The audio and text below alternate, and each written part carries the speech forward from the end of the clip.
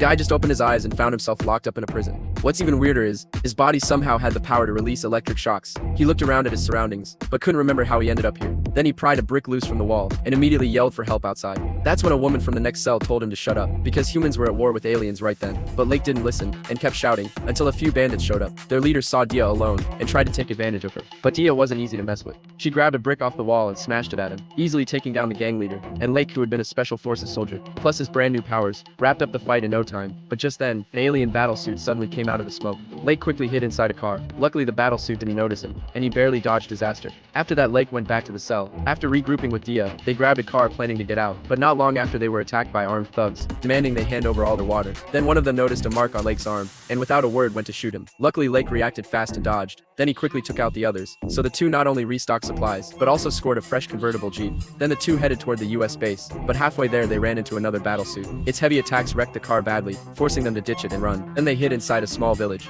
That's when they suddenly saw a father and daughter being chased by a battlesuit. Dia wanted to draw its attention away, but she was one step too late. Then the battlesuit started heading their way. They hid under a rock, not daring to move. Luckily it just scanned the area and left. After the danger passed they kept moving, but they hadn't gone far before a rebel squad surrounded them. They tied the two up as bait right away, but when the battlesuit scanned Lake, it couldn't identify him, seeing that the captain attacked immediately. But bullets didn't do a thing to it, so the captain threw cables to wrap it up, and hooked them to high voltage, finally shutting the battlesuit down. Just as they thought they won, another battlesuit showed up. The rebels had no time to dodge, and fell straight to the ground. Just as it was about to strike, Lake broke free in time, and rushed Dia into a building. Luckily a rebel soldier jumped on a bike, and lured both suits away successfully. That's how the two barely made it. After that they kept traveling, passing through a village. They luckily found another car, but while they cruised down the road, a sandstorm suddenly kicked up ahead, and a whole army of battlesuits was marching their way. It freaked and floored it out of there. As the army closed in fast, they hid in a farmhouse basement. The army of suits stomped right overhead, shaking the whole place, while the two hugged and prayed. An alien ship sucked the whole house up. Even Dia was taken, so Lake could only watch her get taken away, and vanish into the night sky. When it finally calmed down, Lake dragged his injured body, and finally reached the US comm base. But he was at his limit, and collapsed on a roadside couch.